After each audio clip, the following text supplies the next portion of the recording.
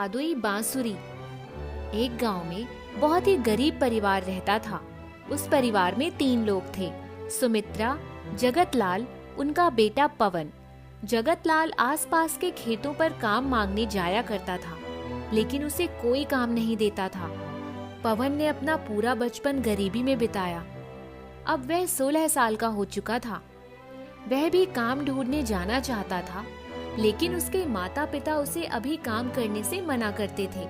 माँ, अब तो मैं बड़ा हो गया हूँ, मैं कुछ काम कर सकता हूँ।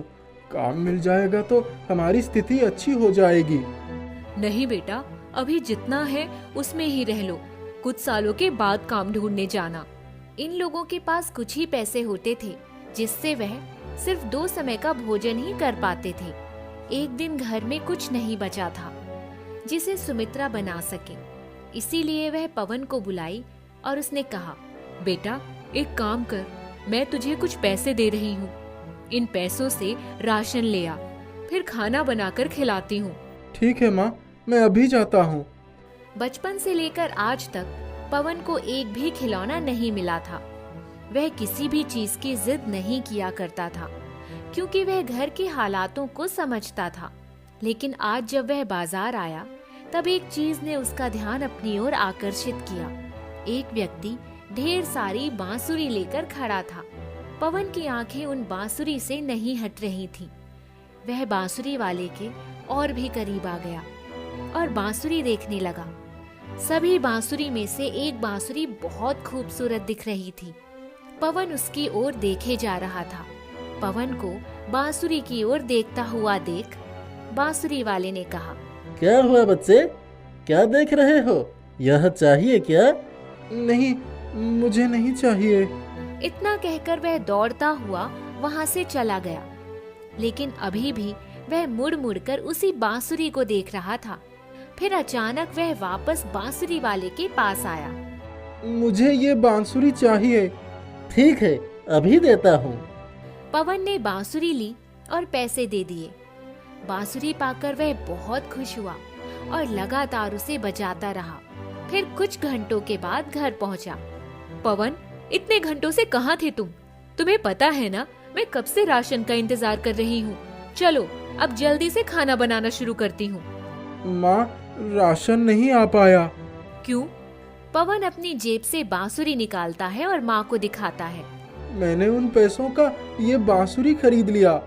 क्या तुम्हारे पास दिमाग है या नहीं? तुम्हें घर की हालत का पता है या नहीं? क्या जरूरत थी इसे खरीदने की? अब क्या हम इस बांसुरी को खाएंगे? जगतलाल भी घर आता है और यह देखकर पवन पर बहुत गुस्सा करता है। पवन, हम बहुत पैसे वाले नहीं है, जो मन में आए वो खरीद लो। इसकी क्या जरूरत थी? खाने के पैसों का तुमने बांसुरी खरीद लिया। बहुत ही मूर्ख हो गए हो तुम। सुमित्रा, मैं थोड़े पैसे ले आता हूँ, रुको, इससे ही राशन लेकर आता हूँ। माँ पिताजी दोनों से इतनी डांट सुनने के बाद पवन रोने लगता है और रोते रोते घर से बाहर आ जाता है। एक नदी के किनारे आकर बैठ जाता है और अपनी किस्मत पर रोने लगता है। ये मैंने क्या कर दिया? माँ, पिताजी सही कह रहे हैं।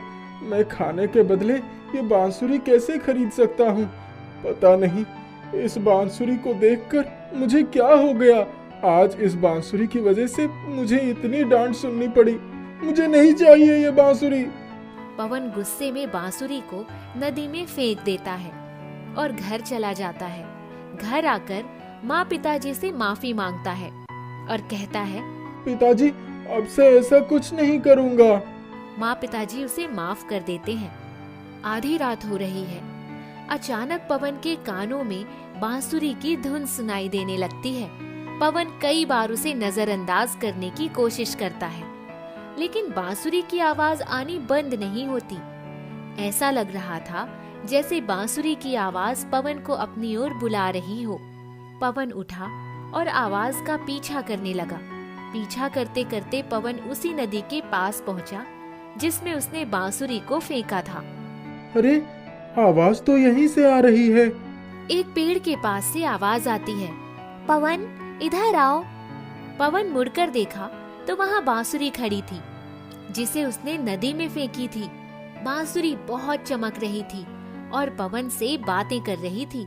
पवन, मेरे पास आओ। पवन आश्चर्य में पड़ जाता है, फिर बांसुरी के पास जाता है। मैंने तो बांसुरी को नदी में फेंक दिया था, फिर ये यहाँ कैसे? पवन, मैं कोई आम बांसुरी नहीं हूँ, मैं जरूरतमंद लोगों की मदद करती हूँ। क्या सच में?